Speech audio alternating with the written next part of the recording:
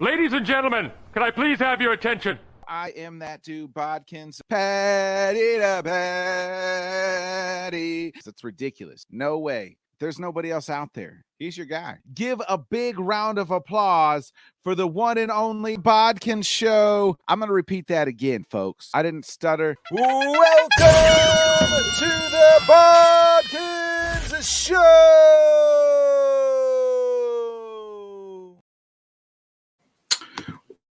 Oh, about muted myself. Good evening, everybody. Welcome to another great edition of the Bodkin Show. Now, we've taken 2 weeks off, just, watching a lot of the playoffs and things like that. So we are sorry if you have missed us the last few weeks. Now, typically, if you're new to the program, obviously during football season each week, we did our usual weekly reviews of sports of the week. So we did that. Now the NFL season is over outside of next week's Super Bowl. But typically what I love to do during the offseason of the NFL is really just find people, podcasters, friends of the program, athletes, former athletes, whoever I can find, and just really do a sit-down one-on-one type interview with them. When my late friend Dan Harris started Let's Talk Sports, that's what it was. That's how your boy really got on the Let's Talk Sports network, and that's how I've evolved and things like that. And so I always wanted. Last year he booked a lot of great guests, so unfortunately I don't think we'll reach those highs like we did. I mean, please do check out some of those guys that he got. I mean, Lonnie Martz and not Dabo Sweeney, the coach that was before Dabo Sweeney, whose name is evading me right now, but a couple others. Coach DeLalo, who's coaching over in Taiwan right now. So we had a lot of great guests last year. But I don't want you to think we're not going to have great guests this offseason in the NFL. But we're just going to be a lot of different podcasters, people who are friends of the program, guys who I just want to, get to know a little bit better, guys who everybody's got a story. Everybody's mad about Cody Rhodes' story right now in WWE and his not finishing the story. But everybody does have a real life story, why they got started, why they chose the teams that they did, how they feel about their teams going forward. So it'll be a lot of football, sports related. Some of it, we're going to try to get some musicians and artists out there as well. Just bring them on the show, talk to them one-on-one. What inspires people? What makes you want to do what you're doing? How that makes you feel. So nonetheless, I don't want to keep our guest waiting any longer. I was on this guy. I had the honor and privilege to be on this guy's podcast a couple weeks ago. They asked me to come on, chop it up with some football. It was great. And he is now returning the favor. And he is our very first guest of the sit-down interviews. I like to call this season 2. Give it up for host of Death, Taxes, and Sports. I mean, that's 3 things that are going to happen to me in life. I have death, I'm going to die, I got to pay my taxes, and I'm going to always watch sports. It's just who I am for the rest of my life, probably since birth. When I always say, when other kids was watching Nickelodeon and Sesame Street, your boy was watching Sports Center. But nonetheless, give it up for the host of Death, Taxes, and Sports, friend of the program, Mr. Ben Holloway. Ben, what's up, my man? What's up, Bodkins? Happy to be here, man. It's a beautiful Sunday night, So happy to be here. Happy to chop it up. Hey, thank you for some fun. Hey, yes, sir. Thank you for joining. Let's start there. Your Death, Taxes, and Sports. How did you guys get started, and how did you guys your 2 co-hosts? So I'll go. Gary and Jeff we all went to Johnson & Wales University. In Providence. Where's that at? Where's that at? In Providence. Okay, so East Coast. It's like the chef school. Whenever you say Johnson & Wales, it's like, oh, culinary? It's culinary? And what's funny is the second most common major at that school is what we were, sports management. So we're all, in that kind of role. They were like 3 years after me. I knew Jeff a lot better than I knew Gary. Jeff and Gary went at the same time, so they built a relationship there. I'm going to be completely honest. I think I might have met Gary once or twice, but Jeff had that relationship because I went to school at the same time. Jeff's been talking about doing a podcast for a long time. Really, I think COVID, I think he might have started doing a little bit or more research, looking into it a little bit more. And what are we, 2024? So Yeah. we started February 2022. And so Wednesday is our 2-year anniversary special.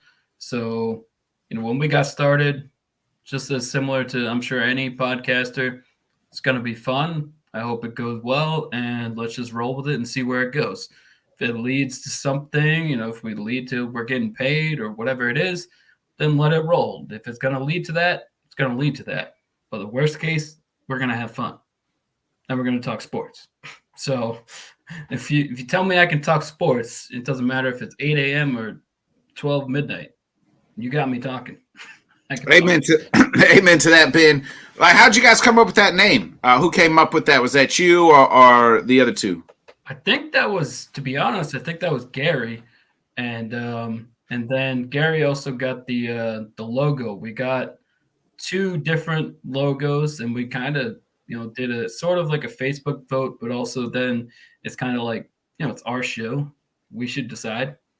So like we should do what we want to do.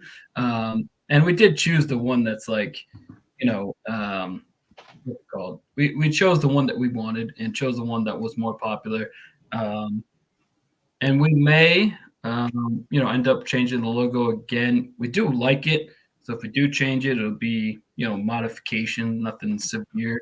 Because we do like it. And I think other people like it too. It stands out. It's there. It's like a skull, it's like, yeah, no, I like it, and I like the name too. It's very cool. So I'm guessing you're from the East Coast, right? Like, is that where you guys are all from? Yes. So Bodkins, can we go to story time? I'll tell you. Yeah, go ahead, man. Go ahead. Yeah. So 2010, it was actually the first year that LeBron and Wade and Bosh were in Miami. First year of that. So at the time, this guy that I knew, he had hit me up. He had like a online newspaper covering the Celtics, and we got in touch with each other, and turns out it's all online newspaper, and one of the guys who ran it worked for the Celtics. So we got media passes, and so we got to go wherever we wanted. Met some like Boston like legends like Bob Ryan, Jackie McMullen, Jackie McMullen, like everybody knows those dudes. Well, I mean, those are Hall of Famer like writers, newspapers. Yeah, Jackie was really nice. Like, I feel like at the time I might have been a little bit shy and also was trying to respect, but every time we passed each other, she said hi. So I thought that was cool. Yeah. Every time we passed each other, she acknowledged me. We said hi. So I thought that was cool in itself. But that led to like a couple, even though it was only 3 months long, I can tell you there were a lot of cool things that happened in that 3 months.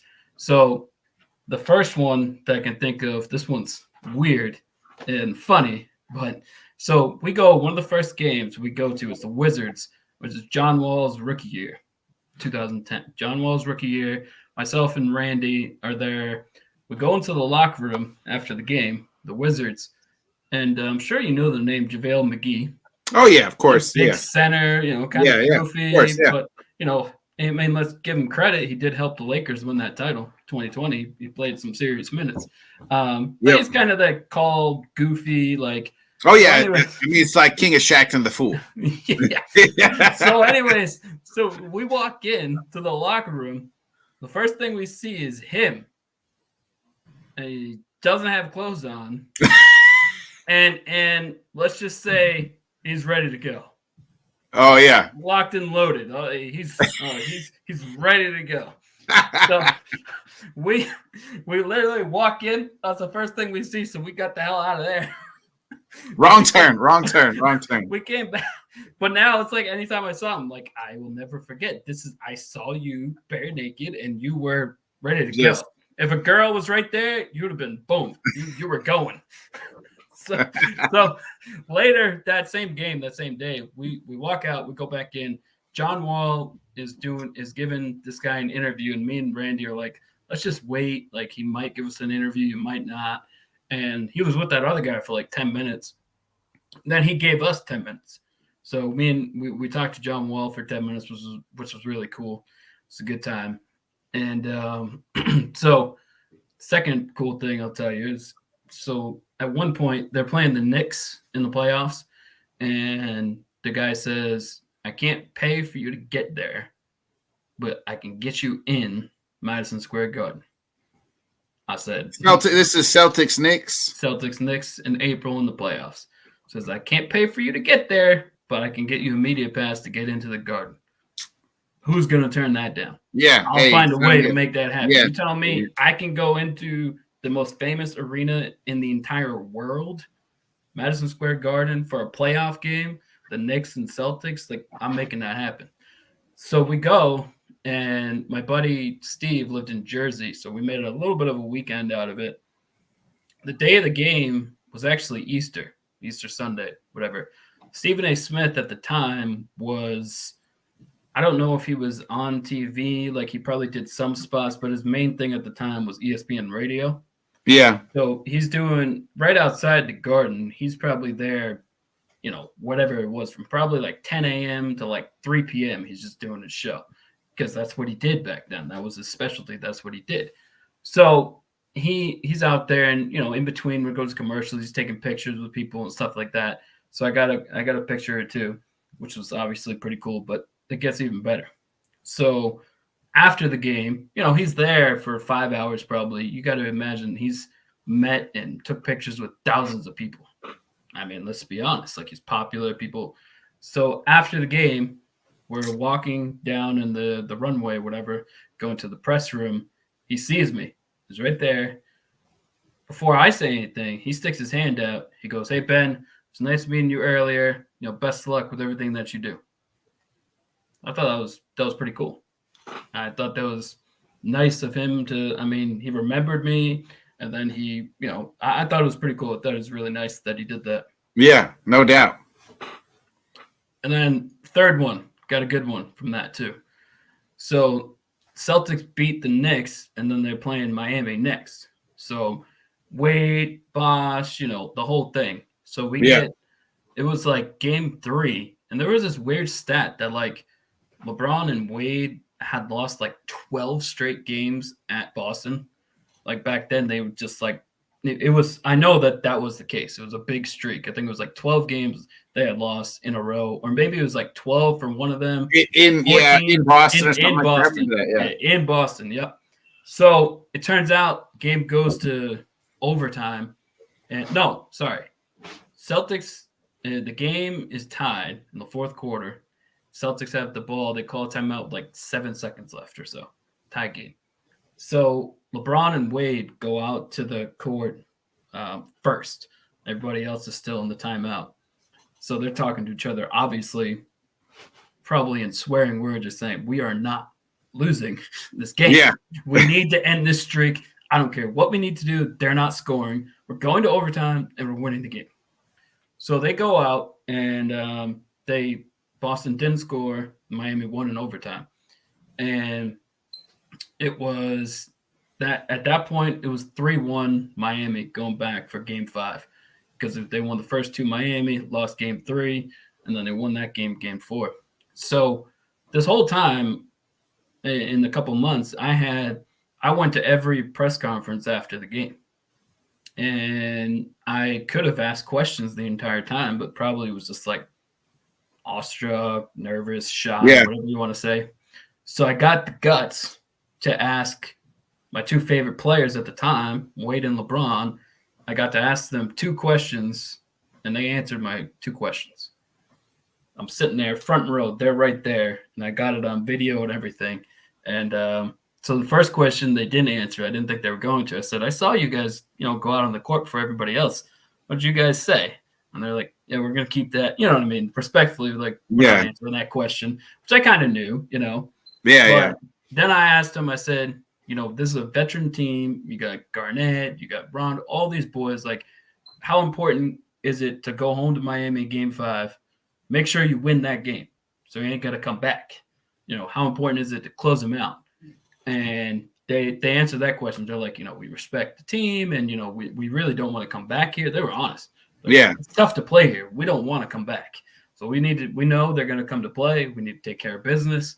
So those were like in about 3 months. That was a fun 3 months right there. What happened to the newspaper? They're like, what happened? So the guy, like, literally with no explanation, no conversation, no text message, no phone call, nothing, just sent me a Facebook message and basically was like, yeah, the site's down. We're done. Oh, shit. No explanation. Like, So they took down the articles. I wrote articles for the website. Yeah. And like after you could find them for a little bit of time, and then like they were just like completely gone. I don't know. I think Randy and the guy who had the media pass, I think those two must have gotten into like a big fight. I had it falling out or something. That's because I wasn't involved. So what else could it be? Yeah. They must have had a big. I'm pretty sure because the guy Randy did have a temper, so I'm sure that something happened there, and then they just cut it off, and then that was that. What? Were you getting paid for the articles at least? Like, were you getting? No, it was volunteer. It was like freelancing, but at least you got. Yeah, it was. I mean, you got the whole catch. Not a catch was, but the benefit was obviously we're giving you access to games. You can meet people. You can talk to people. You can. So it's like, and obviously that's pretty damn good to put on your resume. Yeah, yeah. I mean, that's good experience. That looks good on. What were you doing for What were you doing for work at the time? I think that 2010. I had graduated from Johnston Wells 2009, so I hadn't landed like a job in the field in sports. So I think I was working mostly at the grocery store, Price Right. So it's just like on the weekends. So you're like on a budget, really, like trying to. Well, I was living at home, so okay, it worked, and it was a fun 3 months for sure. And the other guy, so this isn't really me, but so at the time, the Celtics had what's that guy's name? Oh, Nate Robinson. Oh yeah, I love Nate Robinson. Funny guy, right? Funny guy. Everybody knows Nate Robinson. Yeah, so loved him as a Bulls fan. Loved him in Chicago. He was one of my favorite players. Oh yeah. So first of all, of course, as you know, he's listed at 5'8". Yeah, he's really like 5'8". I was there. I'm like 5'9". Homeboy was like 5'5". Yeah. He was not taller than 5'5". There's no way. Which makes sense because they always say they inflate it by 2 or 3 inches. Oh yeah. 5'8", 5'5". Yeah. He was definitely like 5'5". But once like everyone, media would be in the Celtics locker room, like doing their interviews, whatever. And once people were like done, people just flocked over to Nate. Oh yeah. Because he was freaking hilarious. Like people, like most of the time we were not interviewing Nate Robinson. He didn't score 20, 25 points, whatever it was. Yeah. But we would just like literally you could see like the team and you could see like all the media people flocked over to Nate. He was just hilarious, like 10, 15 minutes. You could your butt off. Yeah, and from TV and like obviously I don't know him, but just watching him, you could tell he has an infectious personality. Oh yeah, and his teammates would love him. So like if he has that infectious personality, media is gonna love him because he's gonna talk. What happened that year? I forgot who they got, but the Celtics during that 3 months they traded him. Was that before? So that was after Shaq, right? Like that was because I remember Shaq and him. Shaq was a Celtic at the time, and him was a Celtic at the time. Yeah, I believe, but I can't remember what the trade was, but they traded him, and is that when they traded? Didn't they traded Perkins, right? Yeah, I think they traded Perkins and Nate Robinson. That's what it was at the same time. For Al Horford. It might. I feel like Googling this now. I think so. Trade from Celtics. Let's see. Boston gets complete trade with acquired Denver. Acquired. What about when they traded him? Traded to the Celtics by the Nuggets. I don't know. He got traded away from the Celtics too, but he came from the Nuggets apparently. Yeah, maybe they cut him. I remember him being on the Nuggets. Yeah, I don't remember that either. But anyway, so I remember him being on the Nuggets. That's kind of where he broke into the league at. Yeah. So he was awesome. He was hilarious, and people were I don't know. Something tells me him and Kendrick Perkins were traded at the same time, but I can't picture it. But yeah, that was a good 3 months, and it didn't lead to direct. Oh, here it is. Here we go. I got it. I knew it was this. So 2011, the Celtics dealt Kendrick Perkins, and Nate Robinson to the Oklahoma City for Jeff Green. Oh, Jeff Green. And Christic. Christic. Yeah. Yeah. I was thinking Al Horford, but it was Jeff Green. Look at that memory. Pat on the back. I knew it was Perkins and Nate Robinson, the same trade. I knew it was. Hey, that's a good pull, Ben. That's a good pull. But that didn't lead directly to obviously podcasting, because that didn't start till 2022, or directly a sports job. Yeah. So what it did lead to is I was in Bristol, Connecticut, Sports Center, obviously the headquarters, ESPN headquarters, at three different jobs I interviewed for at ESPN, and didn't get any of them, but I still think it's pretty cool that I got the opportunity. No, man, got the chance. Yeah, and it was good. And one of them, they get not like a full tour because the campus is freaking huge. Yeah, but they gave me a little bit of a tour, so it was cool. I didn't run into like any famous names like Stuart Scott or like any big names I didn't come across, but it was funny. One time I'm out to dinner with my friend Jill, and I see a number come up, and it was 860, and I knew that's Connecticut. Literally, we're eating a burger, whatever it is. I say to Jill, I said, "This is ESPN." I picked it up, and it was. Oh shit! And they were like literally trying to schedule an interview. I knew it was. So for like, what? No one from Connecticut, like anchor or what? No, their actual jobs was like statistician. Okay. One of them, you get a statistician. I think like a program assistant or program like coordinator, assistant. They're all jobs, yeah. They're all like paying. Oh, so not like on air personality, like an anchor or anything. Like no, not on TV, like behind the scenes. Yeah, that's what. Yeah, okay. The statistician was the one that I came really close to. They, as long as they're telling the truth, which we're going to give them the benefit of the doubt to say they were, they only hired one person, and I was in the final two. Oh shit! That's that was like it was this close to getting that, and it would have been cool. And it's like, you know what?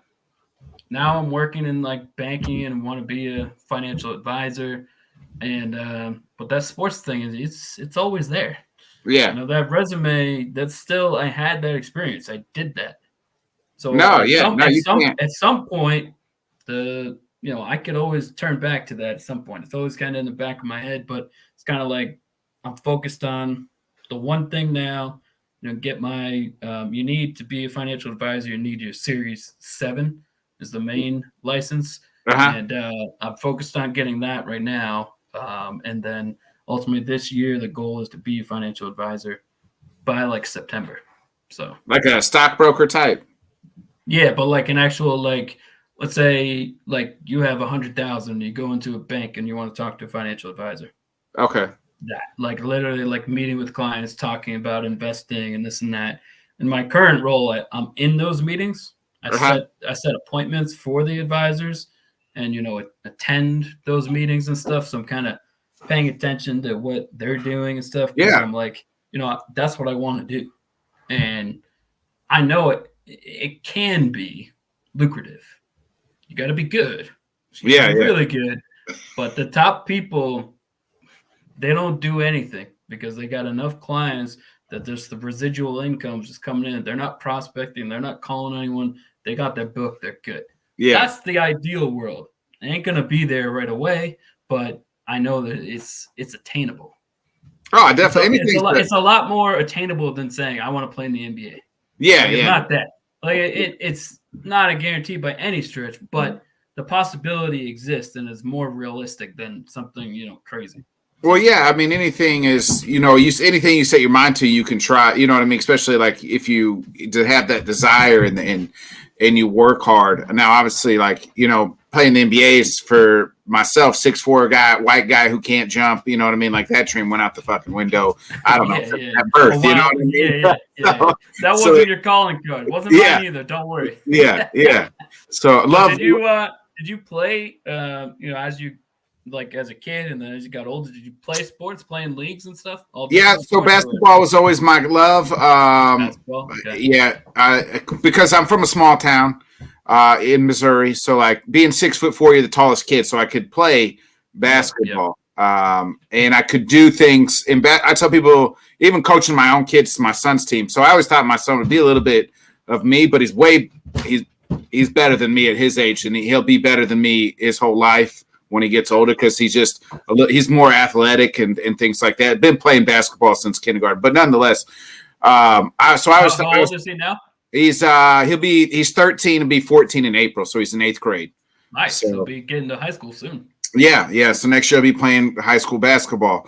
Loves ball. But so for myself, I always knew, like, if I could do the small things well, and that's what I taught him well, like box out, set good screens, dive on the floor, like do all that dirty work, and you'll always be a spot on any team that you ever want to play on. Absolutely. Because there's not guys that can do that, or want to do that. So that's it. So that's why I could always play basketball, because I could always do the dirty work stuff, like the stuff that nobody wanted to do, and I could do all the fundamental stuff well. I was never going to be the fastest kid.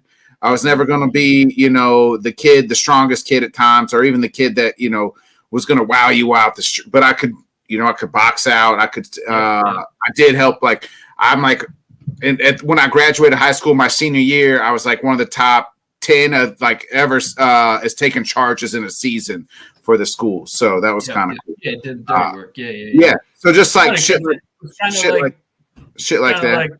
Kind of like me when I, as I grew up and, playing basketball with my friends and stuff, it's like I would, obviously people, 21 hustle, Yeah. I hated 21 because it's like, no, I like hustle. You got to score 21 points, but there's no free shots. I never understood 21. Like, why? Oh, make a basket here, shoot a free throw. No, just there's no free shots. I hated when people played 21. And I would even. We would play 21, but it's 3-way. So you make your free throws after 3, you got to check it up. Yeah, exactly. And I was just like, no, I want, guard 1-on-3 every game. You got to score every point. So I was a hustle guy. But regarding that, though, I would beat some of my friends that were clearly better than me at basketball. And it was just because I would hustle more than them. Yeah. I would beat them, and they just like, and I also, my jumper was always inconsistent. But at some point, periodically, I developed my floater, like Tony Parker. Like my buddy was going, oh, you stupid Tony Parker floater. Stupid Tony Parker. Because I ended up getting the floater good enough to like, I could like shoot a floater as I was like driving from the free throw line. From the free throw line. And it would go in. You play any other sports in high school? Like basketball, football, or anything? Soccer is always my main sport. Okay. And been playing for like 30 years, still play now. Soccer out the window when I was a kid too. My cousin went to college, and my uncle coached high school soccer for years. But nice. I was just too slow, man. I just don't have genetic. I'm slow. I'm always going to like it. I credit. I was very self-aware though as a kid. Even my best friend who's known me for 20 plus years says, "Man, you're the most self-aware person I ever met since day one." I knew the things I couldn't do in life. I'm uncoordinated like a motherfucker. So I know, hey, you'll never see me being on skates, surfboard, anything that requires any sort of balance, because I know I can't do it. So I ain't even snowboarding, skiing. Oh no. My wife and her brothers have been trying to get me to ski or snowboard for like 5 years. Can't do it. Like, You guys enjoy it. You guys have fun doing it. You guys have fun. I'll be over here. I admire everybody that can do it because I can't. So I'm just gonna sit down here. I'll get the sled out. I'll slide down the hill. But that's exactly. Yeah, that's my speed right there. Yeah. They try to get me. One time I did go to like up to like I think it was probably New Hampshire because we live in Mass, but all like the good mountains you got to go a little bit more north. So I think it was New Hampshire, and they had me on like the little bunny hill, which is obviously like basically nothing. You're like, it's almost flat. You're going down like a tiny bit. And they had me like trying to get me to snowboard. And it just, after like 30 minutes, I'm like, this is not working. It's just not. And they were like, oh, just keep trying. I'm like, no, this is not working. It's just not going to work. Let me ask you, Ben, like you're from the East Coast, like I'm guessing you grew up in the Boston area, the East Coast? Grew up near in Warwick, Rhode Island. Okay, where the airport is, TF Green Airport, that says Providence. It's not Providence at all. They say Providence because people are like, oh yeah, go to Providence. No, so it's in how Warwick. the hell did you become a Cowboys fan? So born in 87, right? Okay, same. So, okay. Oh, look at that. So the 90s, they were good. Unfortunately, that's the last time they were good. Like in the playoffs, that is. But as a kid, you hop onto the team that's winning, or that's how you start. Nah, no, the stupid kids did. You're not me. So, what's funny though is that I liked Miami Dolphins. It was the first team for some reason. My mom, it was just a joke. I used to call them Miami, not Miami. I used to call them Miami. And then Dallas, and they were good. And then they haven't sniffed the championship since then. So I had plenty of years to jump off the bandwagon. I had plenty of years to pick another team. Yeah, I mean, exactly. And if you could have jumped on the Patriots bandwagon all them years, and everybody would have just accepted it because you're from the East Coast, you're from that area. I joke, I rooted against them for 20 years every Sunday or Monday, and most of the time I didn't win that bet. Not that I bet, but it's like I rooted against them every week, and 70% of the time, let's say, I forget, his winning percentage was probably around there.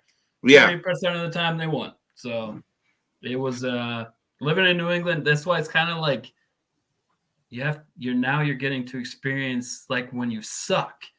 This is what it feels like. Some guys it's come around full circle a little bit. Yeah. Well, it's great though, because you think about it in Patriot. So there was long-suffering Patriot fans right before that. Yeah. Yep, you know what I mean? Like that's why it says come full circle. It's like and then they were great, and now it's kind of like they're. But then there's 25 to maybe 30-year-old kids, 30-year-olds and younger will say that's all they've known. They've known is Tom Brady. Somebody on Patriot way. The Twitter space that go on, and not every day, but they Monday through Friday, 5 to 6, Patrick's Happy Hour. Yeah, it's Patrick Ruch, RUCH, and it's always a great time. It's a good time. And one time they had on this guy who was a Patriots fan. He was like 32. He's like, "This is a tough day. This is all I knew. I knew the whole time I've been a Patriots fan. They've had Brady and Belichick. Brady's gone. Now Belichick's gone. It's like, this is all I knew. This was winning. Like those guys have never suffered. Yeah, exactly. I mean? They just win, man. That's it. They've never like so. What's funny though? It's interesting. Is sorry, I didn't mean to interrupt you, but no, go ahead. It's funny that the only time Brady lost in the Super Bowl was to the NFC East. Yeah, to Eli Manning. The Giants twice and the Eagles. Yeah, oh yeah, I forgot about if he didn't play the NFC East, he could have 10 rings right now. Yeah, like it's crazy. It's the only teams that beat him. But yeah, that's I remember when they were that first Giants one when they were 18-0. Oh my God, I was so happy. Oh my God, because obviously I wasn't a Patriots fan, never was. And then they started winning, and I was like, now I really don't like you. Yeah, I didn't like you in the first place. Then they started winning, and they're 18-0. Of course, they're thinking they're celebrating. They're going to be 19-0. I almost wanted to win. Because if you remember, right, was it Mercury Morris? Every guy, ESPN was having that guy on every week, and it was like he just say from week 10 to the Super Bowl, like, don't talk to me till you're on my block. That's how he would talk. I was like, I just want him to win just so he'll shut up. And now fortunately we've been good enough. No team has been good enough to get that far, so they haven't had to roll Mercury Morris out in a wheelchair to tell us to talk to him when they're on their block. But I was at that point. I'm like, I hate the Patriots, and I did want them to lose.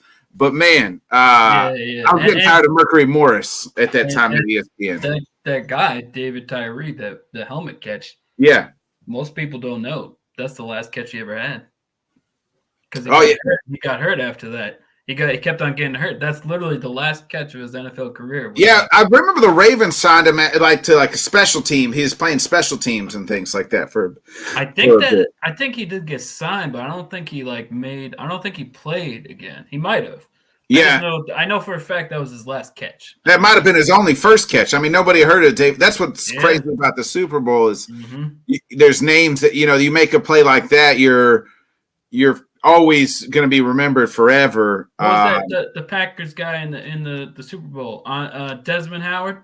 Oh, yeah. The 100-yard touchdown, 100 plus. Two touchdowns, yeah. I mean, Desmond Howard's a Heisman Trophy winner, though. Then there was that guy Rison, though. Andre Rison. Yep. He was pretty good. Yeah, I mean, we had him. I was thinking the guy from the Cowboys, the guy that intercepted Leo O'Donnell like 3 times. He was like not Woodson. No, I can't. Brown, maybe. There was a Brown. Might have been. Yeah, sure. I can't remember. But nobody had really heard of him, and he had a career day. I'll tell you this though, Deion. I know he played. He's on multiple teams: Niners, Cowboys, Falcons.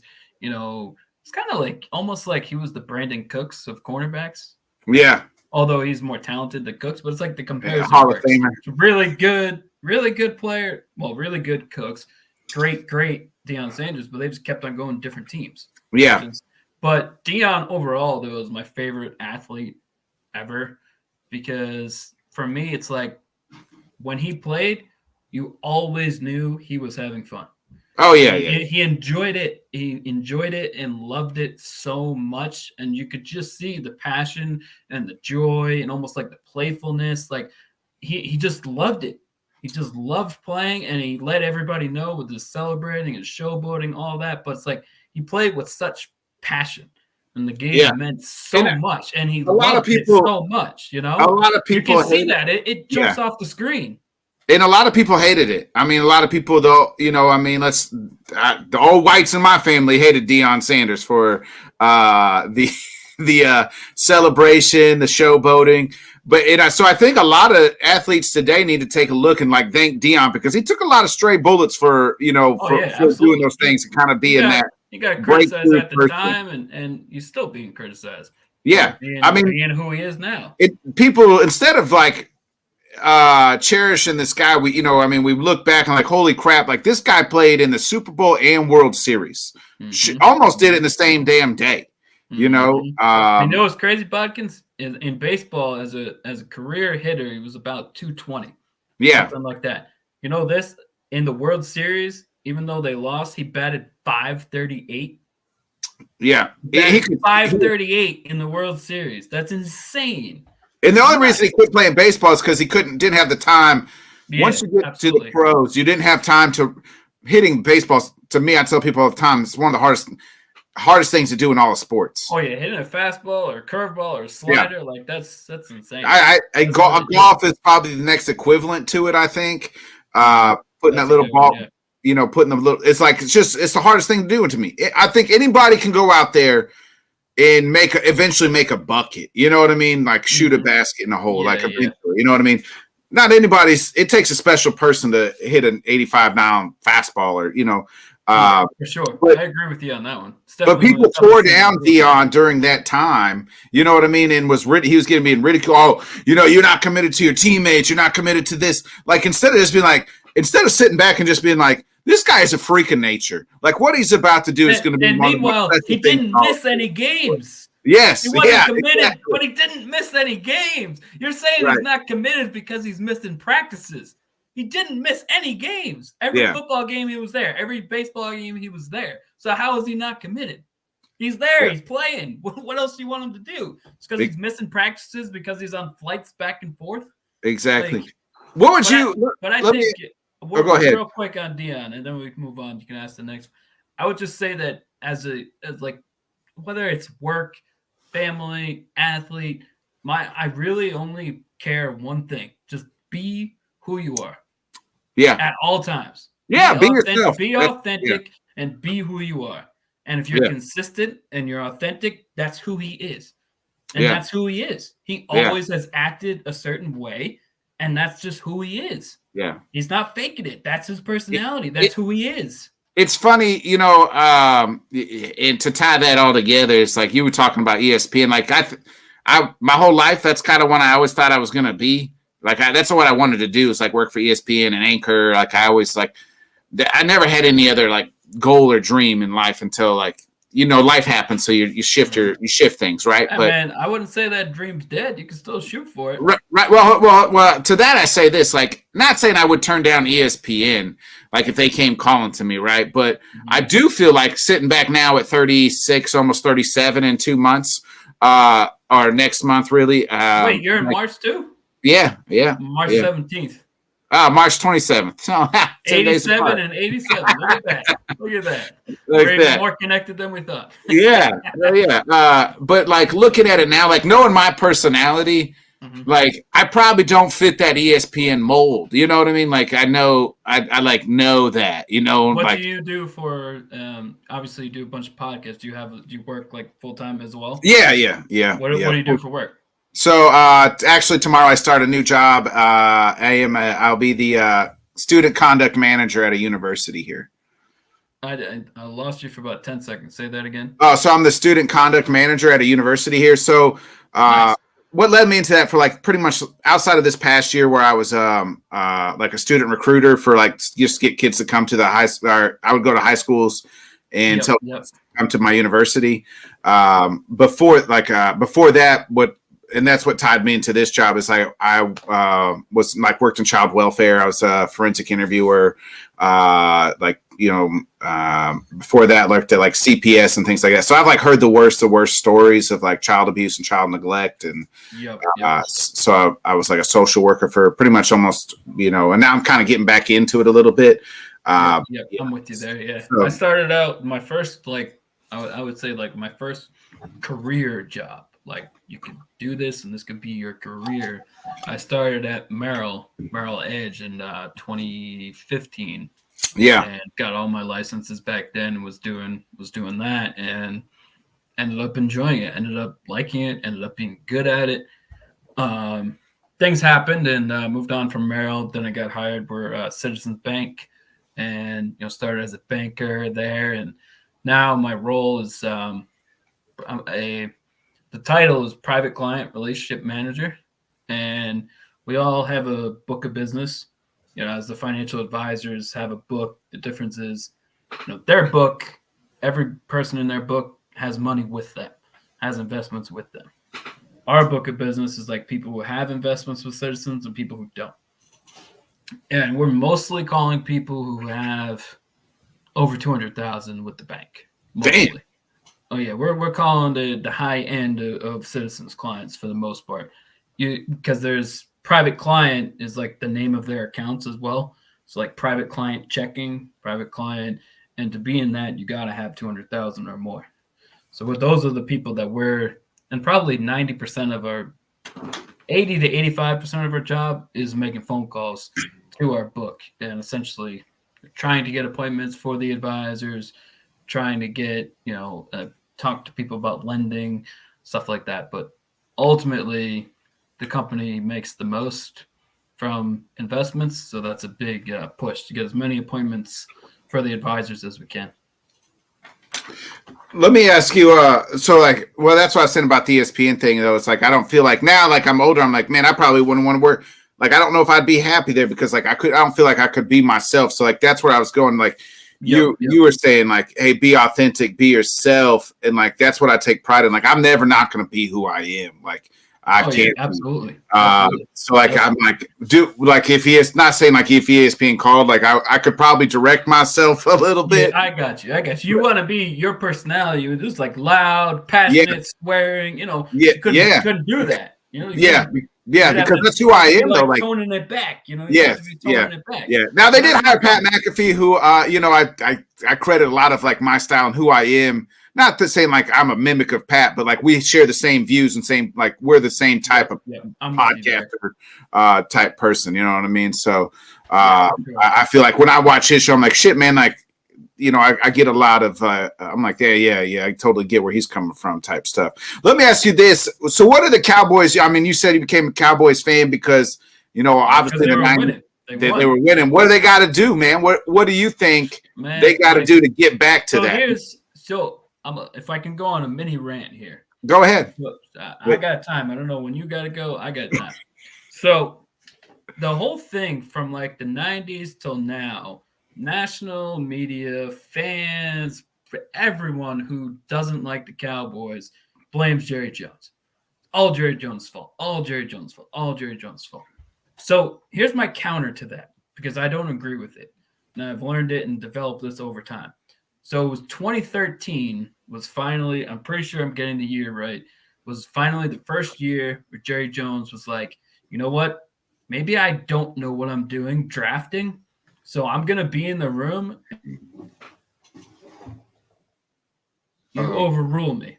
Yeah. And specific to the draft, he doesn't make any final decisions at all.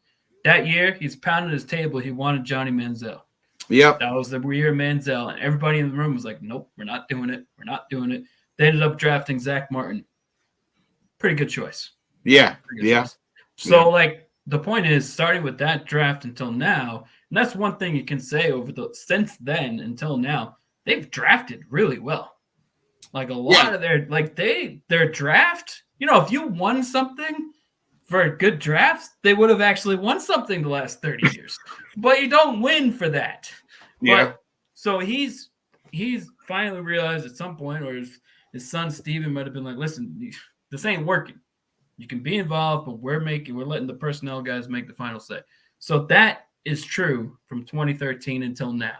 So, and when he stopped making the final decision is when we started drafting better. Not exactly a coincidence. So then they're like, he talks too much and it's a distraction and it's so much pressure. And it's like, for me, the way that I look at it, from being thousands and thousands of miles away, I think the players are just like, you know what? Jerry is a crazy old man. He's going to talk. He's going to do his interviews. He's going to do his radio. But we're not on the field.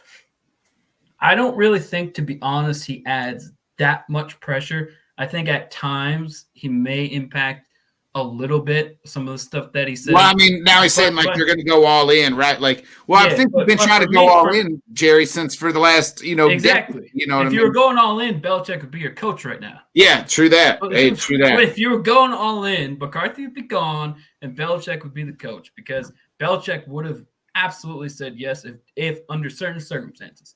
If Jerry obviously was able to let Belichick do what Belichick does, and Jerry's over here, because it wouldn't have been easy. Let's say he did fire McCarthy and he interviewed Belichick. It wasn't going to be like a done deal Belichick would take the job, because Belichick would have been like, listen, you can do this now, but you can't do this and you can't do this.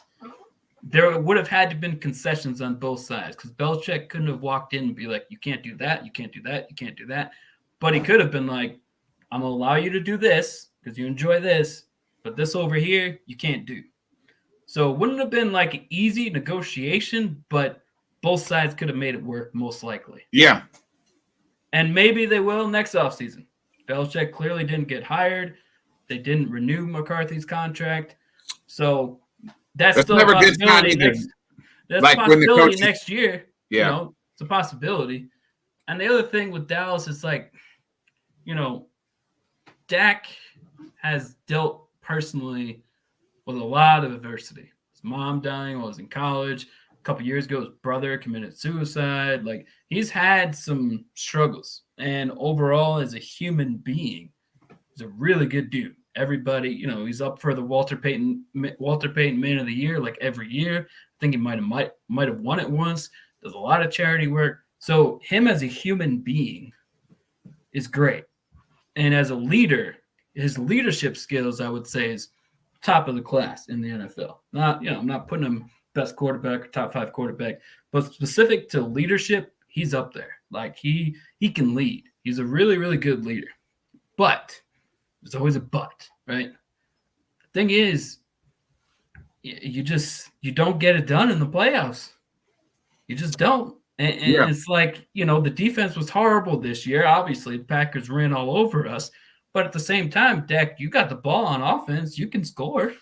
the defense is allowing points. You can put up points. Yeah. What did Peyton Manning do for years and years? They would score in the 30s. His defense would be allowing up points. He'd be like, okay, fine, no problem. I'll go get a touchdown. It's like it was 27-0 at home for a team that you guys basically had nobody that played in a playoff game. They're probably we're the youngest team in the NFL. Like, and your Dallas is like 10-point favorites or whatever it is, and it's 27-0. Like, it's insane. The first interception, I got to be honest, I don't know if it was interference, but it was just an excellent play. Yeah. Jair Alexander, it's hard to put. He's one of the top corners in the league. And I'm not saying that like just as a fan. No, he is. When he's fully healthy, he's one of the best. If that interception was Mahomes or Burrow or any of these guys, they wouldn't have got flack. Like, that's just an excellent play. Yeah. The second one, the pick six, is a horrible decision. That's all. That's really put the nail in the coffin because that was like right before halftime. If my that made it 27-0. Yeah. And then they went down and scored a touchdown, but it's like they even got a little bit lucky with that because it was false start, like 3 seconds left. Yeah. It would have been a 10-second runoff, and it would have been 27-0. But I knew it was over when they got the ball first after halftime and they scored, but it was only a field goal. Yeah. You needed it to be 27-14, 100%. The Yeah. fact it was 27-10, I'm like, you know what? That's it. That's it. And it was. And, I just think that there's something about the playoffs that Dak he falls short, man. Some of that's not Mike McCarthy. Like, as a longtime Packers fan, too. Like, of that McCarthy is not. He's extremely predictable. Yeah, and that's what happened on that pick six. Honestly, first of all, Dak should have never thrown it, but the defender knew exactly what the play was. And really, too, I said this going into that guy. I said Aaron Jones has got to do what he's always done in Dallas, and that's just tear him apart. He has tore Dan Quinn's defenses apart ever since Dan Quinn started coaching there.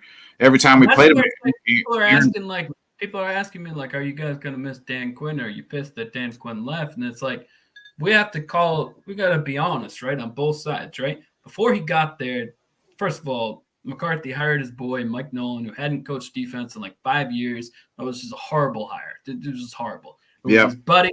It was just horrible. So the defense was horrible that year. That was directly before Quinn comes in. Quinn comes in. Since then, they led the league in turnovers for 3 years straight, or I think 2 out of the 3 years, but combined the 3 years, they led the league in turnovers. They're top 3 in sacks. They're top 3 in points allowed. But the run defense, part of that is personnel. Part of that's on, Jerry and decision makers. Yeah. The run defense was bad every year. And it's like part of being a coordinator is if you don't have excellent personnel, you have to adjust and make adjustments so your best run stoppers are playing the run better or more. And, he just was never able to adjust. And, the run defense was always a weakness. And, that's it always came. And the other thing that people don't want to say, if you're being real, Dallas's statistics were heavily, exactly what I'm going to say, inflated by what they did against the crap teams. Yeah. They were the turnovers, the touchdowns, the front runners. Yeah. They kicked the crap out of all the bad teams, and that inflated their stats. When then we go against the good teams, we can go just to this year. You see what the Bills did to us. You see what Miami did to us. You see what the 49ers did to us, although that was way, way earlier. But, like, they played a good team, and that defense was just average. Yeah. Well, how good was the defense actually? Because when you go against good teams, you're just, you're okay. You're good. So I don't think we're going to miss Quinn that much, to be honest. Who would you like to see be the DC then?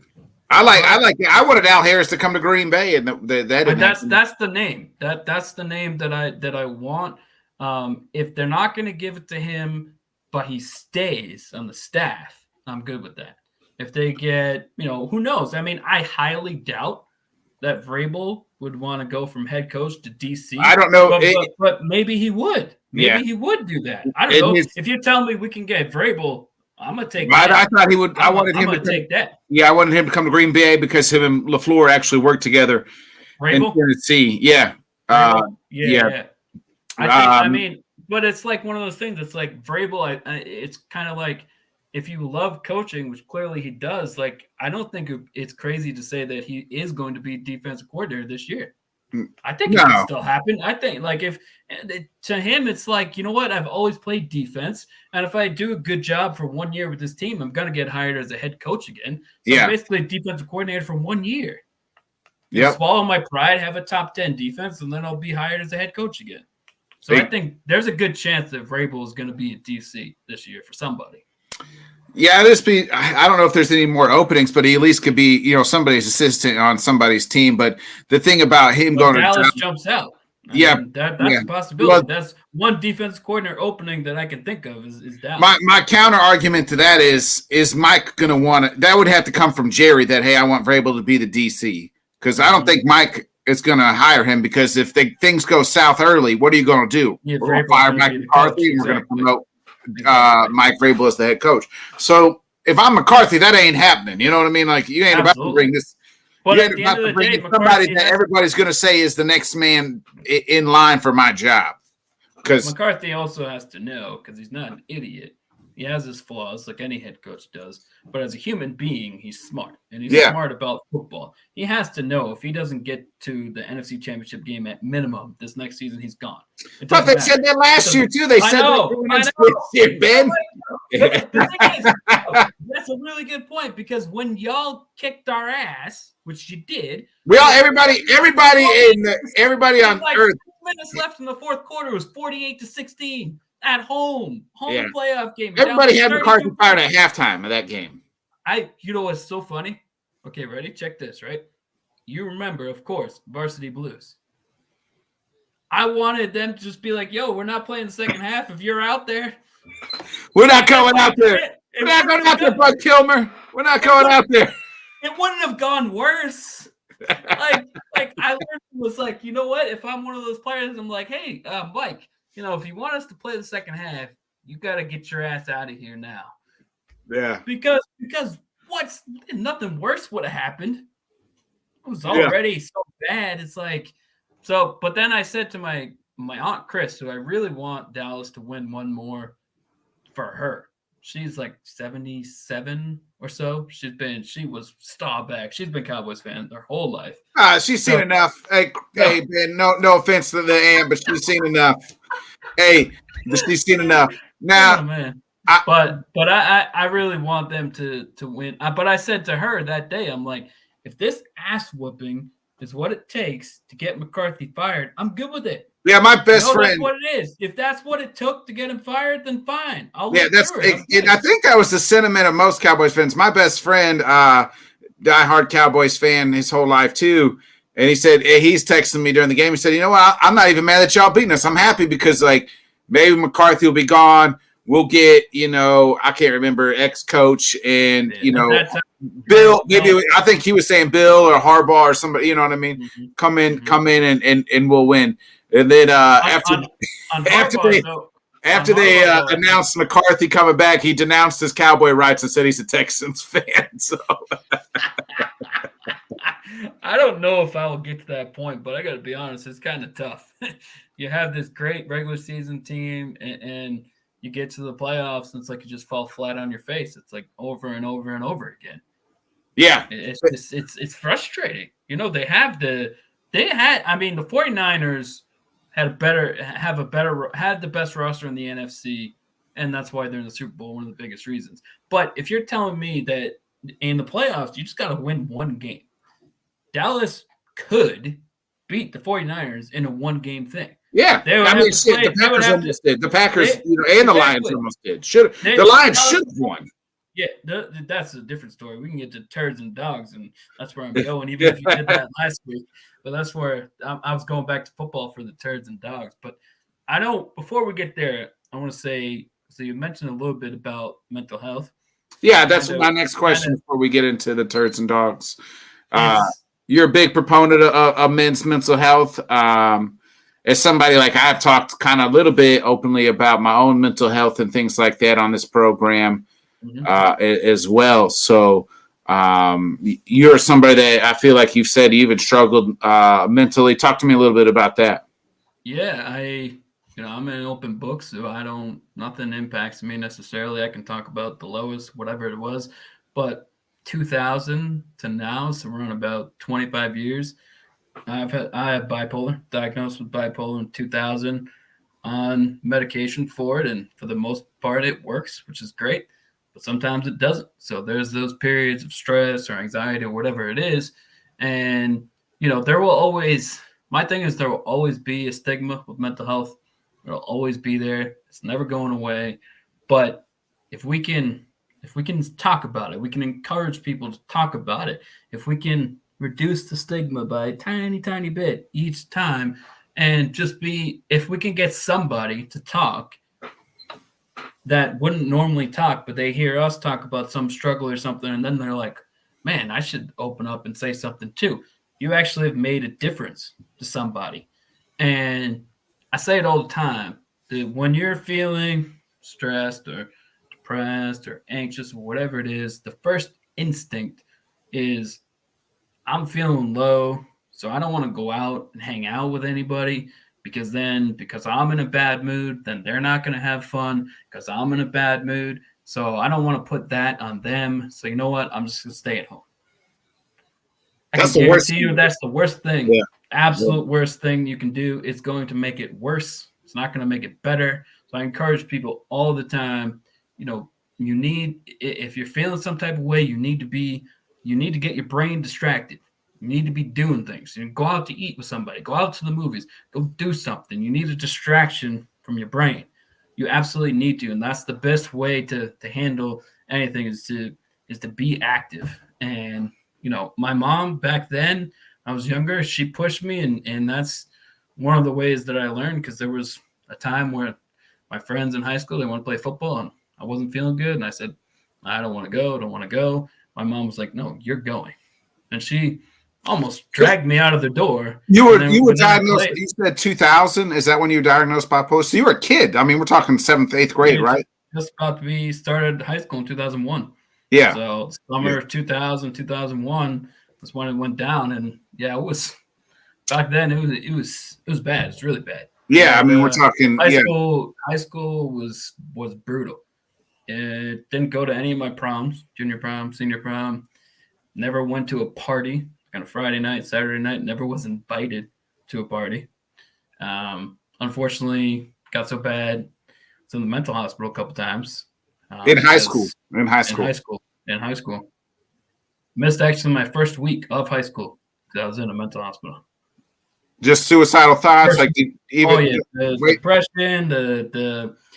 couldn't, and back the first thing that happened when I first went, why I missed the first week of high school, is no sleep at all. Just like not even like a second. Like, is it anxiety that was just like keeping you up? Then it was like depression, I think, and anxiety. But there were like 2 nights where that's why it's funny, because it's almost now a pet peeve when people say I didn't sleep or I got no sleep. It's like, yes, you did, because I know what it is to get no sleep. Yeah. I literally was like hearing ambulances, like hearing sounds, like hearing like shit. It was I literally didn't sleep for like 2 or 3 days in a row, like not even like 1 second. And were you already diagnosed at that time, or was this like right before your diagnosis? Yeah, that was the explosion. So they were like, it was like building, like 7th grade, 8th grade. It was like building up. Was there even times like when you were younger, before like you were diagnosed? So like you were talking like even before like 7th and 8th grade. Like did your mom even look back and like I could see like telltale signs then that I just didn't? That's a good question, but no, most people who have bipolar, and I wouldn't know this until obviously I know it, but some people can live their entire lives with bipolar and never even know that they have it. Yeah, because there's always an incident or an event that triggers it, starts it. And, do you know what that event was for you? Like, I mean, if you don't mind me asking. I won't go too far, but let's say a man touched me where he shouldn't touch me. I got you. That's all I need to know. I've worked at, like I said, I've done thousands and thousands of cases. That was the incident, and then over high school it was like they did everything they could. Obviously, they do the best with medication, the best as they can. Yeah. And they just couldn't get it right. And, you know, some of them worked, but then that made me fall asleep, this and that. Then it was like April 2005, April senior year is when light bulb switched. They got the mix right, everything. I felt the best that I felt in like 5 years. Like they got it right. And then, you know, my mom was nervous about me going to college. Obviously. And I feel like it was kind of like, you know, if I put myself back now thinking about it, it's almost like for me, it was like I'm a new me. Yeah. Because now nobody knows you. Nobody knows it. Yeah. I wasn't worried about it because I'm this way. Yeah. I'm happy. I'm feeling good. Nobody knows about it. Nobody remembers the old Ben I ain't worried about it. In college, for me, it was crazy because I mean, it was complete opposite. College was just phenomenal. Like I knew so many people. I was so popular. I played pool. I still love playing pool. It's a hobby. I played pool with my dad. I played pool. I played soccer. I played basketball. I played football. Like I knew college was a whole nother experience. It was such a great 4 years compared to high school. It was like totally 360 times 2 times another. Like it was probably like a 1080, like whatever it was. Like it was. Yeah. So yeah, it's and you know, it's something that you will always have. It's never going away. And you know, the more that we can, you know, be open and talk about it, then you know, maybe you can make a difference with somebody that maybe they wouldn't talk to or they didn't know to talk to.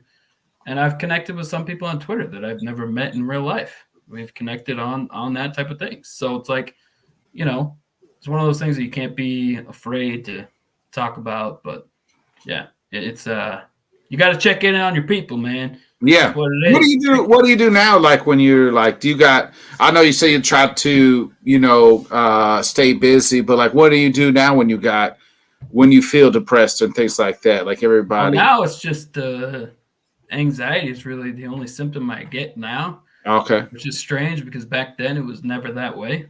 Mm-hmm. It was always either depression or manic back then. There was never anxiety.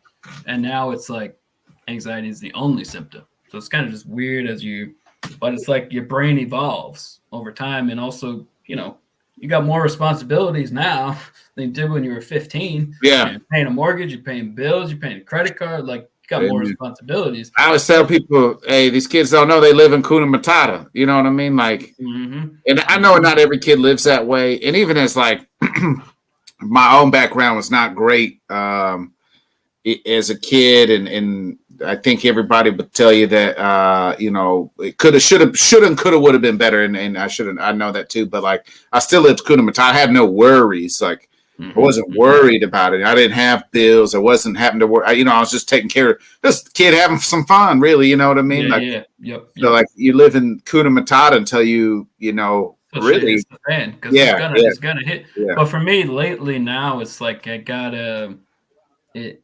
Now it's like a thing where I had a struggle I recently had was related to sleep, and now it's become like whenever I get anxious now, it's like because I'm not sleeping as well, and I know what happened the one time recently that I didn't sleep, and it went rock bottom. So now it's almost like my psychiatrist described it as like you have PTSD.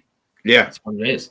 Because when I most recently, won't go too far, but when I had the severe sleep issues, let's just say something really bad happened. So now after that, whenever I'm struggling a little bit with sleeping, it gets to me. So now the anxiety, and then once you get anxious about not sleeping well or whatever it is, then the anxiety just builds back up. And then it's just like, and it's just, but now your body's worried and your mind's worried. Did I get enough sleep last night? Because I don't want what happened again. So I got to make sure, like. And then you're working yourself up thinking like counting down the hours to go to sleep, but then you're keeping yourself up all night because you're still worried about it. Now I didn't get enough sleep. Is this event now when I wake up? Is this how is my body going to feel? But I got to give her credit. And one thing that I encourage people is like, even if you're in a good spot, like for the last like 2 months, I've been smooth sailing but I still go to my therapist, still talk. So go to my therapist we were doing it for a long time, once every 2 weeks. We've recently stretched it to once every 4 weeks, but it's still important that I go. Even when I'm feeling good. Like, it's still important. Like, and the one thing that I've been consistent with that I think is an accomplishment, because a lot of kids or even adults, like, I've always been like, you got to take your meds. Boom. You wake up, you take your meds. You go to bed, you take your meds. It's never been, I don't need this today. Or did I take it? I don't know. No, it's like automatic. I know I got to take it. I take it. And a lot of kids, especially after like you're doing well for a little while, you know, you're like, oh, I don't need the meds anymore. And then you stop, and then shit goes bad, and you're like, you need the meds. You realize I do need the meds. You can't, your body, especially with taking meds like that, you can't just quit something cold turkey. It doesn't work that way. No. Your body doesn't work that way. Yeah, that's what happened to me with the only time that ever happened, except one of the sleep issues. And now I take trazodone, and for a while I was sleeping. Stopped taking it, and then one night, it was probably like a month of not taking it, and one night I just couldn't fall asleep. I was anxious, so then I took it, and I actually passed out because my body was so used to not having it, and then combine it, and it's powerful.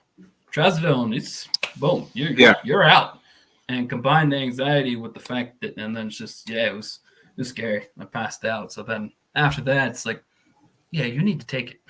Yeah, one thing I've learned about myself and like helping with my depression, physical activity, like I got to be in the gym. Exercise is always. I got to do I do so much better, like routine, like, you know what I mean? I get up, I got to do this, you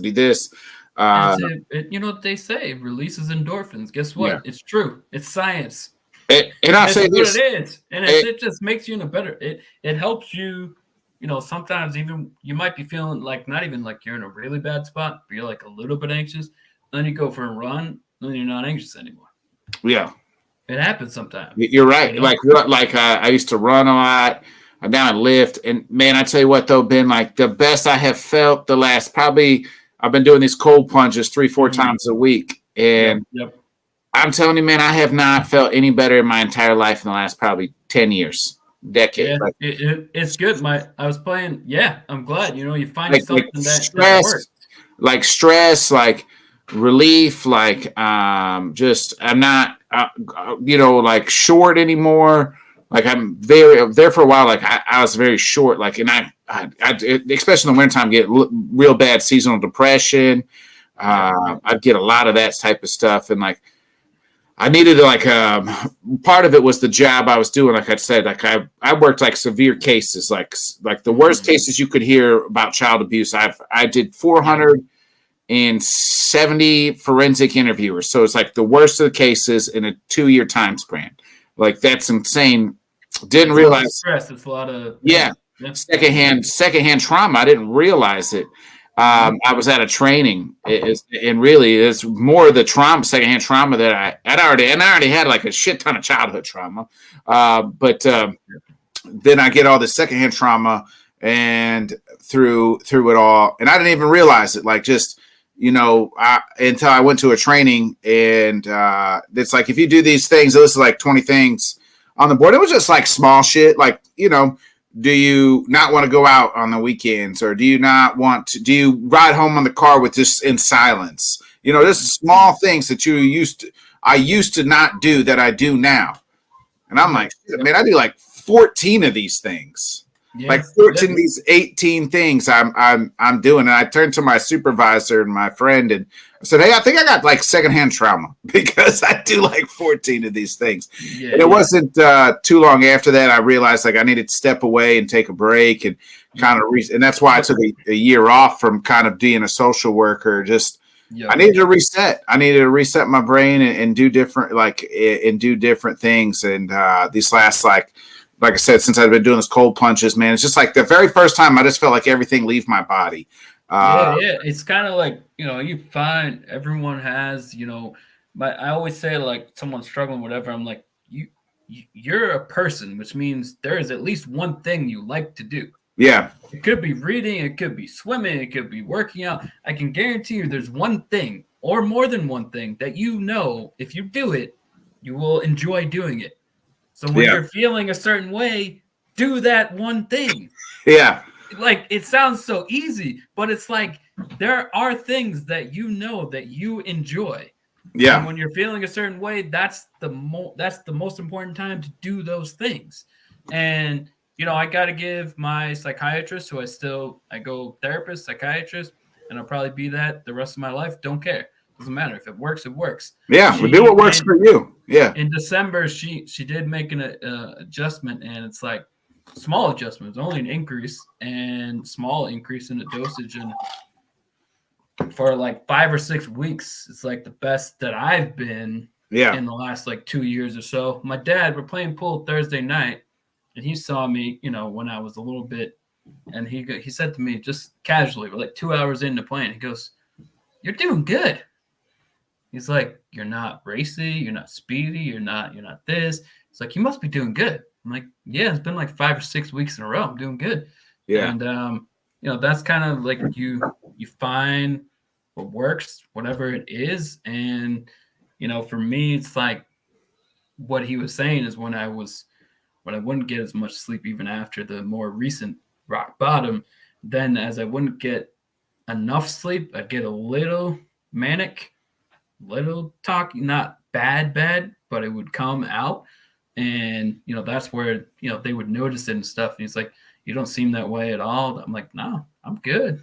Yeah. I'm in a good spot. I'm handling works, like I'm just handling stuff better. And you got to give credit where credit's due. Psychiatrist made a small change, and it's helped the sleep, it's helped the anxiety. She did a good job. Yeah. And it's working, man. It's working. I think too, like for men especially too, like you got to talk about it. Like it's okay to talk about your feelings and talk about it. Jeff and one of the guy who really started the podcast, he started, me and him will every once in a while we just have real life talk, man. Yeah. He'll be talking about his wife or his like whatever it is, and we just talk. And then 10 minutes later, he's like, "Thanks for letting me vent."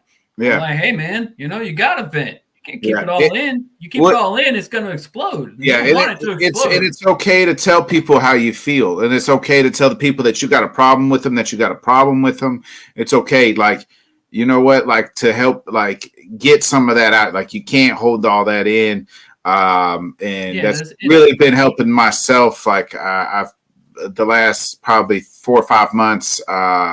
Me and my wife have been going through like counseling and things like that. Have helped us and helped myself. Like.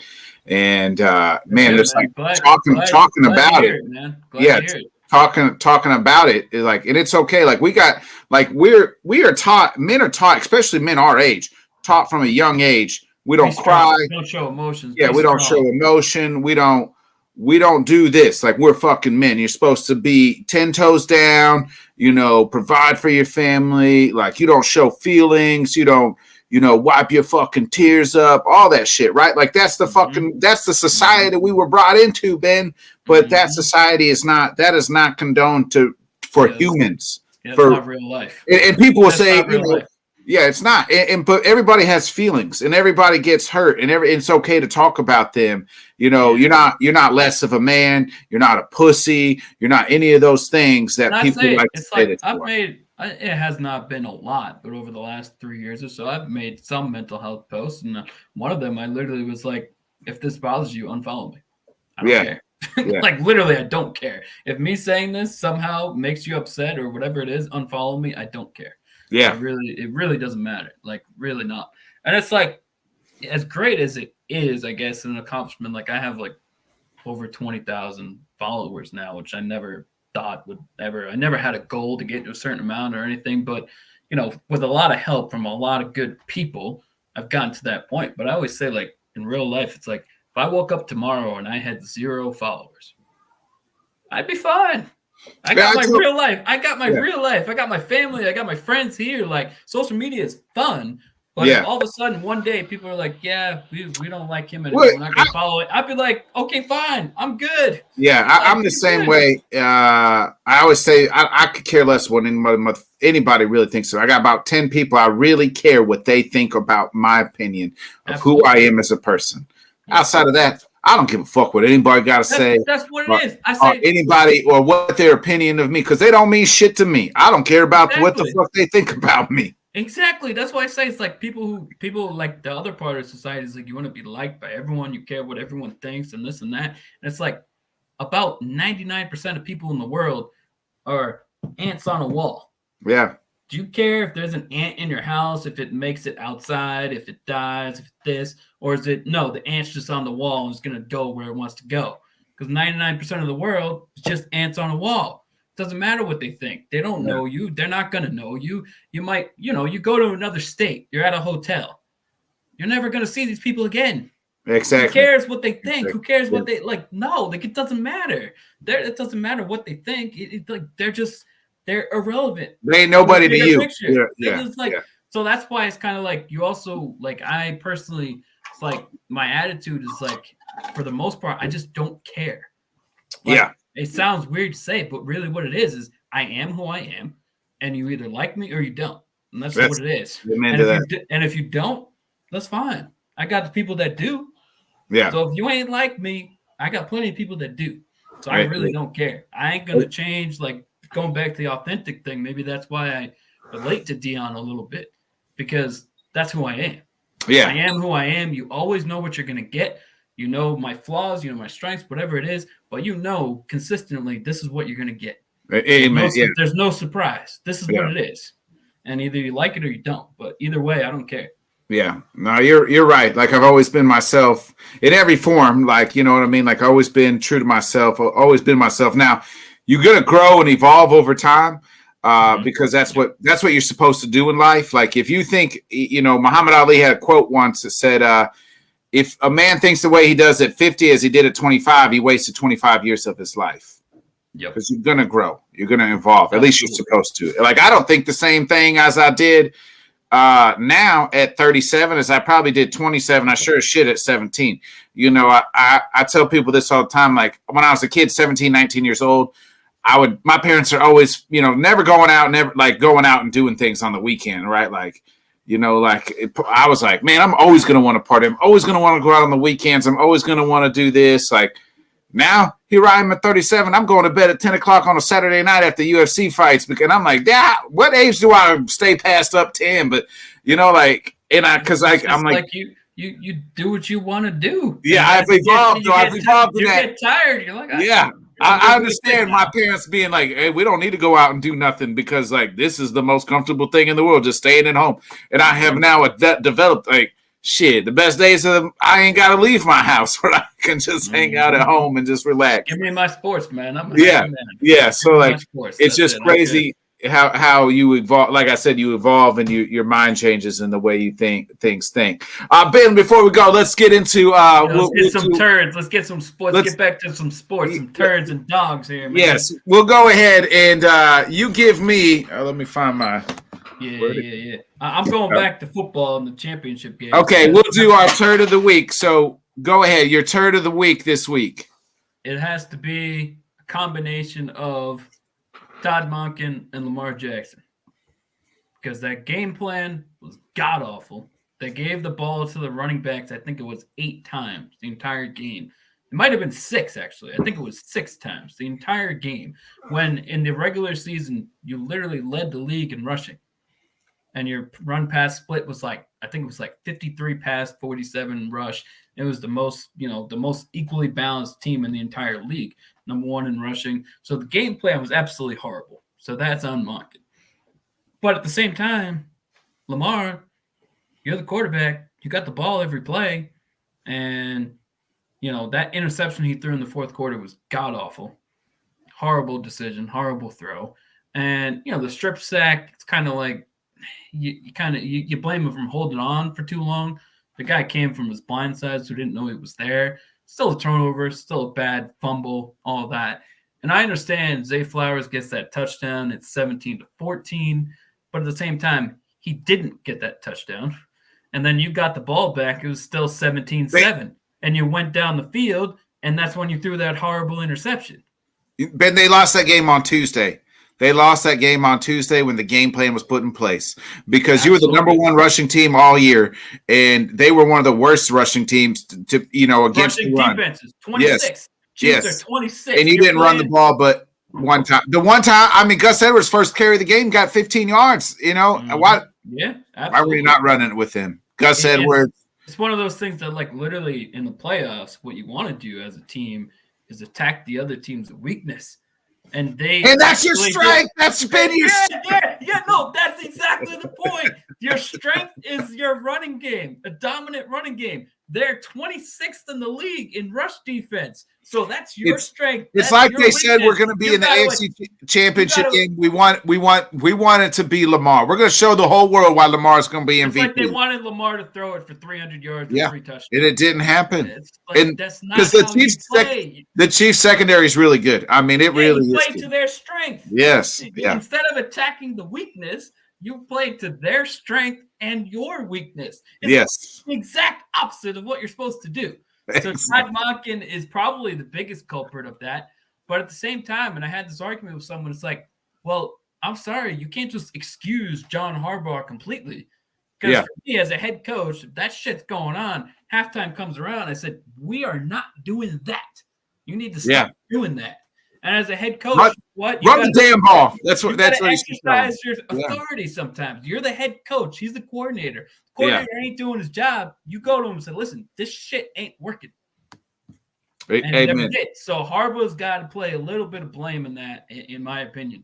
But, you know, Lamar is kind of like the comparison I made on Twitter is Peyton Manning. Obviously, we know he couldn't get it done for the longest time. He started his playoff career 3-6. Lamar's 2-4. It's about the same. So can Lamar turn it around? Can he win a Super Bowl? Can he? I think it's way too early to say he never will. Oh yeah, way too early. It's also fair to say you're kind of like Dak in the playoffs. It's kind of you're the same thing. Yeah. There's not much of a difference in performance. Yeah.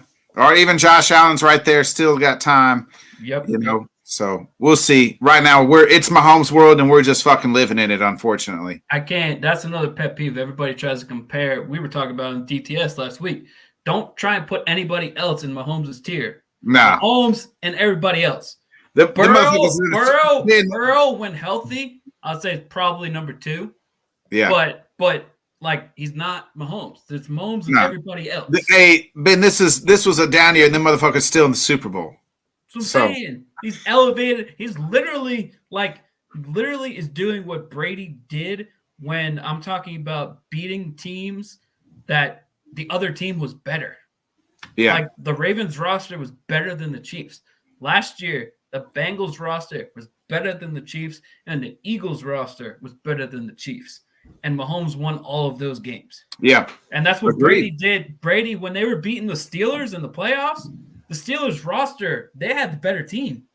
And even the Colts had the better roster. Yeah. And Brady always beat them. So Mahomes is literally doing the same exact thing. It doesn't look the same because he's much more athletic, but like he's beating teams that frankly he shouldn't beat.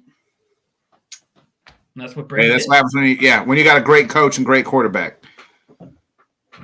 So my turn of the week is the Washington Commanders, the Atlanta Falcons, the Carolina Panthers. Who else? Seattle Seahawks. Any team that had a job opening. The Titans. Not name the Raiders because I believe that they did the right thing. They did the right thing for once. Did the right thing. Yep. But everybody else, and you didn't hire Bill Belichick, especially the Commanders. Why? Why would you not? The Falcons. Why would you not go get the greatest coach of all time, or even Mike Vrabel, who's probably been a proven guy, especially if you're the Commanders or somebody like that? Absolutely. I mean, we're talking about the greatest coach all time. Not 1, not 2, not 3, not 4, not 5, but 6 Super Bowls. Mm-hmm. And he'd been to, 9 of them? Mm-hmm. As a head coach, and that doesn't even include the defensive Super Bowls that he's won. Yeah, with Parcells, I mean, and you're hiring the likes of guys that are probably going to be out. You couldn't go get the greatest head coach of all time, let them build your program back up. What else you got to lose? Instead, most of these guys will probably be fired in 3 to 4 years, and you're going to be missed out on the fact that you could have built something special. NFL owners, the commanders in those organizations are my turd of the week. That's a good one. I like that. I support that. Ben, who's your dog of the week? You know, we kind of alluded to it. I'm just taking the easy route, man. Mahomes. Like he gets the team out to a lead, right? Well, it's 7-0, then they tie it at 7, but then it's Mahomes gets them out to a lead, and they keep the lead the whole game. And Mahomes, second half, let's be honest, the Chiefs did nothing on offense. Yeah. Nothing. 0 points. Because the Ravens defense is really, really good. And Mahomes, to his credit, he has learned over this season, because he threw the most interceptions he ever thrown this year. And it's because he was trying to force stuff. He was trying to make things happen. And he's learned now, especially in the playoffs, like turnovers are huge. So even if we don't score, if I don't give them the ball and I have a top 5 defense, then it's not a bad thing to punt the ball. He even said it, I think, in an interview. It used to be all, more pressure on the offense. And now it's like, I trust my defense so much, I just don't want to turn it over. A punt is not a bad thing, especially, so Mahomes, to his credit, has evolved and adjusted. He's taken away that kind of Brett Favre mentality that he was kind of playing with throughout the season. He's gotten evolved to the playoffs where I can't do that. My offense is limited, so I can't make mistakes because we need to capitalize on every opportunity because we're not going to get as many opportunities as we used to get. So to me, Mahomes' evolution, it's impressive. And it's also impressive because, as you know, being a Packers fan, Rodgers and his criticisms of his receivers. Yeah. And how many times he would publicly or even on the sidelines in the game, how many times he would attack his wide receivers. And Mahomes, to be fair, could have done that the entire season. And he never did, not publicly. And, he kept my guys. I'm going to keep throwing the ball. I trust my guys. They're going to make the plays when we need them. And to be completely honest, I'm willing to bet his positivity and his encouragement is why Valdez-Scantling is actually catching the ball now. Because he believed in him the whole time, even when he wasn't performing at all. He kept on saying, I trust him, I trust him, I trust him. And Valdez-Scantling now is like, holy shit, this guy trusts me so much, I can't let him down. And it's like, to me, and he kept on praising him, kept on saying, that's my guy, I'm going to keep giving him opportunities. You can't tell me Scantling would be playing this well if Mahomes didn't have that leadership. No, you're right. Yeah, Mahomes is perfect. My dog of the week is none other than – I got to take the glasses off for this one. My dog of the week is none other than my girl, Caitlin Clark, Ben. Put up a 40-burger last night.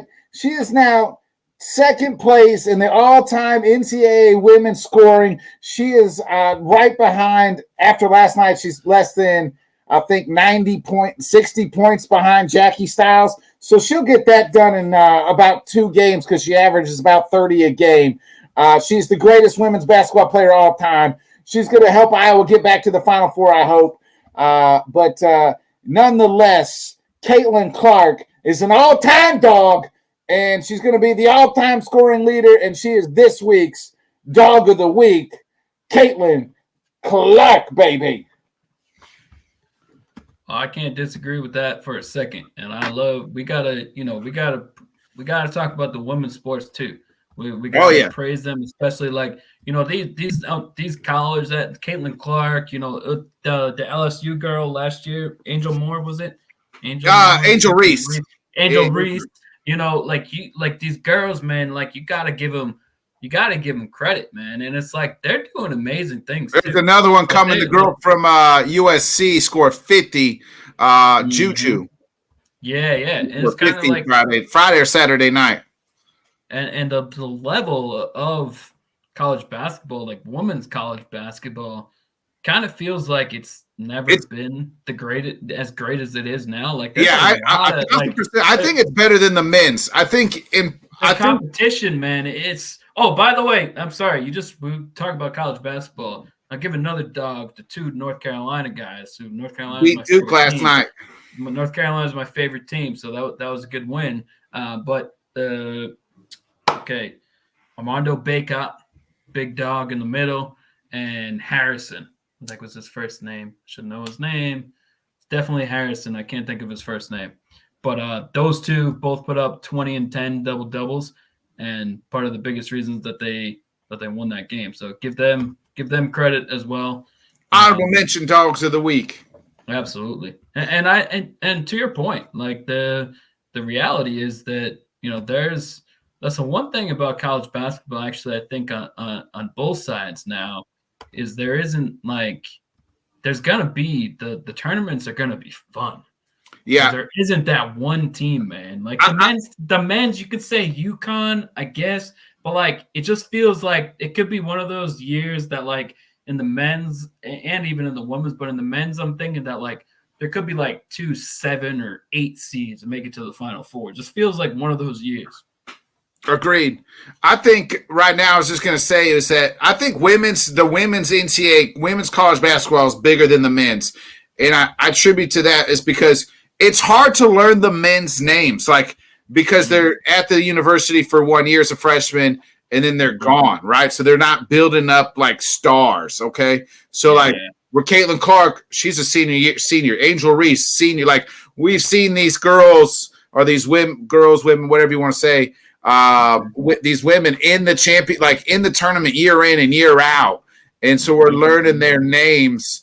And we're seeing Caitlin Clark and Angel Reese last year when they played in the semis. Like, Angel Reese getting up all in her grill, like, yo, what's good? And before that, Caitlin beat Boston, right? Like the number one draft, like she was, So like, and it's just like I remember last year when they were like, of course, there will always be a woman can't be demonstrative. Oh, it looks a little bit weird. It's like, no. She's just balling, man. She's just having a good time. And she's excited that they beat Caitlin Clark. Like, no, let her live her life. Yeah. They can show emotion too. Just let them play, man.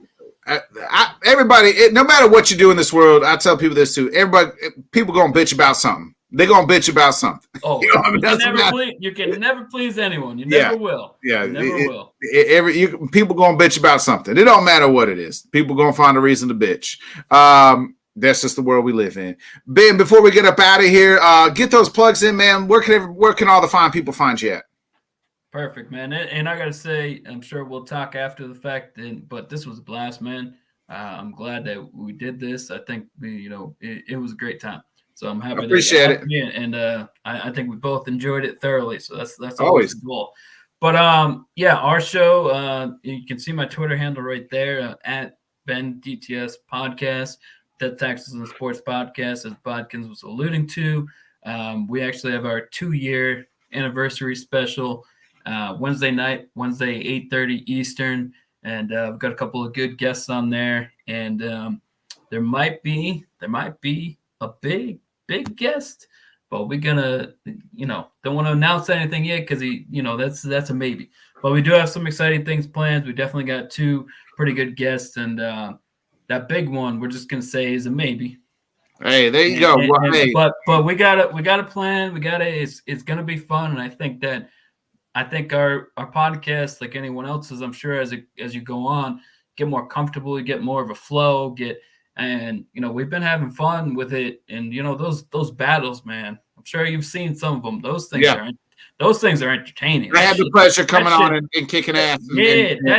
That's just been fun. Those battles, man. That's been. I'm glad we came up with that idea because that's been going really well. Well, we appreciate you joining us tonight, Ben. Folks, quick shout out. I want to shout out again all my son's basketball team. We just wrapped up his rec league. I was the coach. We finished second place. So shout out to all the boys. Great season, and shout out to everybody else. We'll be back tomorrow. I'll be back tomorrow night on the LTS show with the boys. Jonathan, Jim will be talking to us. Can't wait to talk with Jim. Jim hates the fact that The Rock is back, and I can't wait to cut some Rock promos on Jim Behringer tomorrow night. So please tune into the Let's Talk Sports show on the Let's Talk Sports Network. For my guest, Ben Holloway, and myself, Bodkins, it's been another great show, episode of the Bodkins Show. Be a friend, tell a friend, folks. Like, subscribe, share. We'll see you tomorrow night back on the Let's Talk Sports show with the Let's Talk Sports Network. See you then. Thanks so much for joining us, and until next time, let's talk sport, friends. Thanks for watching.